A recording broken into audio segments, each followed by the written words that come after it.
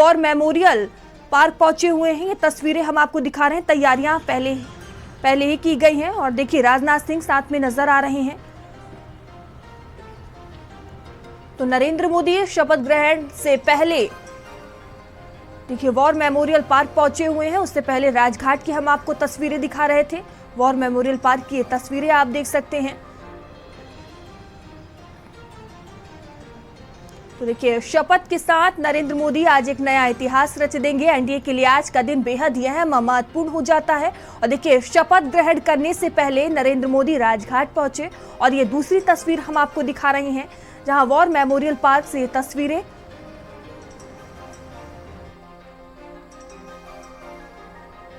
और देखिए शपथ ग्रहण समारोह से पहले तमाम तरह की तैयारियां की गई हैं। सुरक्षा के पुख्ता इंतजाम किए गए हैं। वॉर मेमोरियल पार्क से ये तस्वीरें हम आपको दिखा रहे हैं।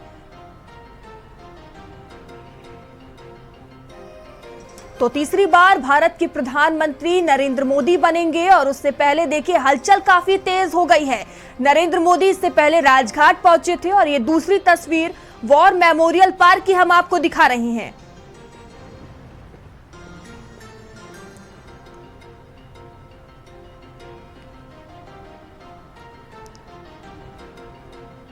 तो तीसरी बार भारत के प्रधानमंत्री के पद के शपथ लेंगे नरेंद्र मोदी।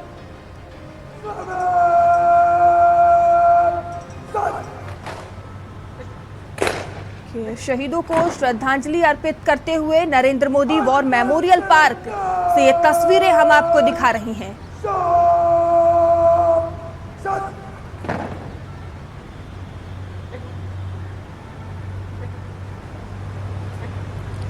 देखिए आज का दिन बेहद ही अहम हो जाता है। वॉर मेमोरियल पर नरेंद्र मोदी का नमन, तो सभी को नमन करते हुए नरेंद्र मोदी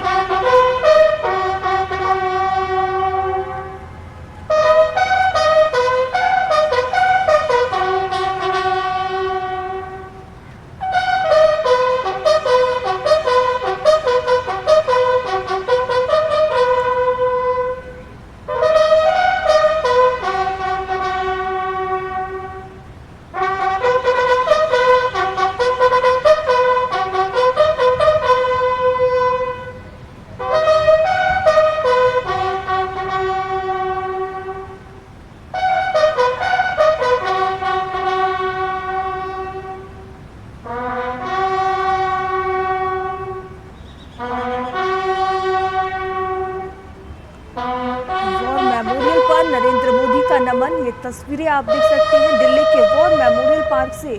ये तस्वीरें हम आपको दिखा रहे हैं।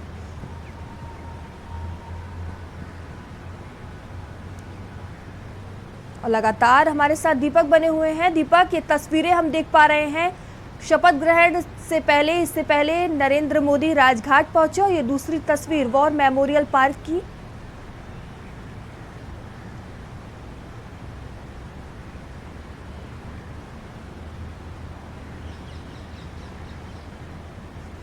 पुष्प अर्पित किया और करके उनको नमन किया। उसके बाद वो वॉर मेमोरियल पहुंचे और वॉर मेमोरियल पहुंच के वहां पे वो शहीदों को नमन किए, श्रद्धांजलि दी है। अब यहाँ से वो पहले अटल बिहारी वाजपेयी की समाधि पे पहुंचेंगे, उनको श्रद्धांजलि देंगे। उसके बाद वो फिर अपने आवास पे जाएंगे और फिर तकरीबन 7:15 पे वो प्रधानमंत्री पद का शपथ लेंगे। राष्ट्रपति भवन में जो पूरा कार्यक्रम का आयोजन किया गया है। लगातार जो दिल्ली पुलिस के साथ साथ सीआईएसएफ के जो जवान है उनकी सुरक्षा का दिल्ली में पूरे तरह से पुख्ता इंतजाम किया गया है।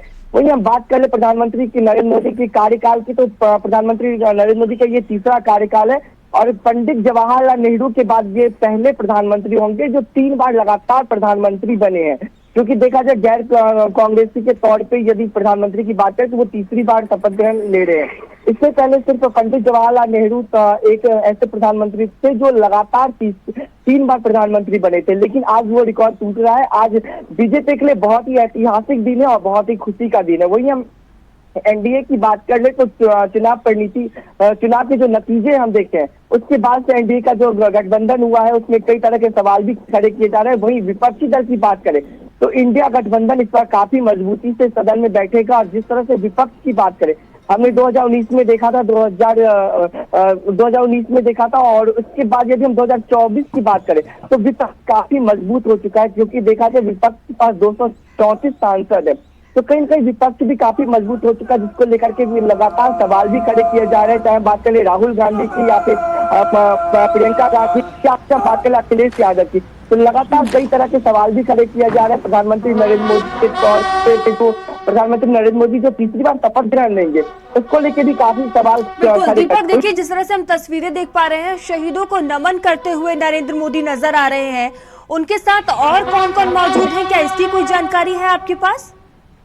जी बिल्कुल, मैं भी बता दें आपको कि प्रधानमंत्री नरेंद्र मोदी के साथ साथ अमित शाह, राजनाथ सिंह, क्योंकि राजनाथ सिंह रक्षा मंत्री रहे हैं, लेकिन अब तीसरी सरकार में आखिर किसको क्या पद देना होगा, इसके लिए शाम तक का इंतजार करेगा। क्योंकि हमने देखा था कि पिछले सरकार में राजनाथ सिंह रक्षा मंत्री थे, उसके तौर पे आज वो प्रधानमंत्री नरेंद्र मोदी के साथ शहीद स्थल पहुंचे हैं, जहां पे वो उनके साथ में वो शहीदों को नमन करते हुए श्रद्धांजलि अर्पित की है। उसके बाद गृह मंत्री अमित शाह, जेपी नड्डा समेत जो भाजपा के कई बड़े नेता हैं, वो भी प्रधानमंत्री नरेंद्र मोदी के साथ मौजूद है। उसके साथ साथ जब वो राजघाट पहुंचे थे तो वहां भी सभी नेता मौजूद थे। वो राजघाट पहुंच के पहले महात्मा गांधी की समाधि पे नमन करते हैं, उसके बाद फिर शहीद स्थल पहुंचते हैं, जहाँ पे वो शहीदों को नमन करते हैं, शहीदों को श्रद्धांजलि अर्पित करते हैं। क्योंकि देखा जाए लगातार भाजपा यदि बात करे तो शहीदों की बात करती है, हमारे सैनिकों की बात करती है। इसको लेकर के आज प्रधानमंत्री ने एक और भी मिसाल दिया कि वो शपथ ग्रहण समारोह में जाने से पहले वो शहीदों के स्थल पे पहुंचे, वार मेमोरियल पहुंचे, जहाँ पे वो शहीद का समाधि वहाँ पे रखा गया, वहाँ पे उन नाम लिखे गए हैं जो हमारे देश के लिए अपने जान को समर्पित कर चुके हैं। उनको नमन करने के लिए, उनको पुष्प अर्पित करने के लिए प्रधानमंत्री नरेंद्र मोदी वार मेमोरियल पहुंचे हैं। वहां से वो अब अपने आवास जाएंगे। उससे पहले वो अटल बिहारी वाजपेयी समाधि पे भी पहुंचेंगे, क्योंकि अटल बिहारी वाजपेयी की बात करें तो भाजपा में उनका एक और अहम रोल है। क्योंकि देखा गया था कि किस तरह से उन्होंने, चाहे लाल कृष्ण आडवाणी की बात करें या फिर अटल बिहारी वाजपेयी की बात करें, ये वो दिग्गज नेता है जो लगातार भाजपा को आगे बढ़ाने में कोई कसर नहीं छोड़े। जहां तक आज भाजपा पहुंचे, तो कहीं ना कहीं कह सकते हैं मयूरी की अटल बिहारी वाजपेयी का इसमें काफी महत्वपूर्ण भूमिका रहा था। उसी को लेकर के आज प्रधानमंत्री नरेंद्र मोदी उनके भी समाधि पे पहुंचेंगे। उनको दीपक, अगर राजभवन की बात की जाए तो वहाँ किस तरह की हलचल देखने को मिल रही है और किस तरह की तैयारियां? जी बिल्कुल, राजभवन की बात करें तो वहाँ पे तमाम जो विदेशी मेहमान आ रहे हैं, चाहे बात करें श्रीलंका से या फिर भूटान से या नेपाल से, जो विदेशी मेहमान है उनके लिए अलग व्यवस्था किया गया है। जो हमारे तमाम जो सांसद, उनके बैठने की अलग व्यवस्थाएं की गई है। वहीं पे जो और भी गेस्ट को बुलाया गया है, चाहे बात करें मजदूरों को बुलाया गया है, जो कई जो सरकार के जो प्रोजेक्ट है उसमें लगातार वो काम करते हुए नजर आए थे, उन लोगों को भी बुलाया गया है। कुछ ट्रांसजेंडरों को बुलाया गया है, इन लोगों के लिए अलग व्यवस्था किया गया है। सभी का सेशन बटा हुआ है कि सभी का बैठने का अलग अलग जगह निर्धारित किया गया है, सबको पास दिया गया है। और सबसे बात है, यदि हम अंदर जाने की बात करें तो सबसे ज्यादा सुरक्षा की बात करें तो सभी को पास दिया गया है कि जो उसमें एंट्री करेगा, और जिसको लेकर के पहले गेट पे जांच किया जाएगा, उसके बाद अंदर एक बार मतलब कई लेयर के जांच का जो बनाया गया है वो कई लेयर में बांटा गया है। उसके बाद आप वहां पे पहुंचेंगे जहां पे प्रधानमंत्री नरेंद्र मोदी शपथ ग्रहण समारोह का आयोजन किया गया है, जहां पे तीसरी बार प्रधानमंत्री नरेंद्र मोदी शपथ लेंगे। तो वहीं हम विदेशी मेहमानों की बात करें तो तकरीबन उम्मीद की जा रही है कि 4 बजे से सभी विदेशी मेहमान या फिर हमारे जो अलग अलग देशों की बात कर रहे हैं, या फिर भारत के सांसद जो जीत करके आए हैं, या फिर जो पहले भी मंत्री पद पे रह चुके हैं, वो सभी लगभग 4 बजे से राष्ट्रपति भवन पहुंचना शुरू हो जाएगा। उनका जो सिलसिला है वो 4 बजे से लगभग शुरू हो जाएगा। जब 7:15 का जो समय तय किया गया है, प्रधानमंत्री नरेंद्र मोदी तीसरी बार प्रधानमंत्री पद का शपथ लेंगे। तो कहीं ना कहीं एक इतिहास रचने वाला वो समय होगा जब प्रधानमंत्री तीसरी बार प्रधानमंत्री। देखिए, बड़ा कार्यक्रम है, आप बता रहे हैं तमाम बड़े दिग्गज शामिल होंगे और विदेशों से भी मेहमान शामिल हो रहे हैं, तो क्या कोई रूट डायवर्जन भी किया गया है? जी बिल्कुल, यदि हम रूट की बात करें तो सबसे पहले दिल्ली में धारा 144 लागू किया गया है। वहीं हम यदि बात कर ले तो नो फ्लाइंग जोन भी बनाया गया है। और यदि रूट की बात कर ले तो तमाम जो विदेशी मेहमान है जो दिल्ली के अलग अलग होटलों में ठहरे हुए, उनको लेकर के भी रूट तय किया गया है। जब वो अपने होटल से राष्ट्रपति भवन के लिए निकलेंगे तो वो रूट उस समय के लिए रोक दिया जाएगा। उस समय उस रोड पे कोई भी गाड़ी की आवाजाही नहीं होगी।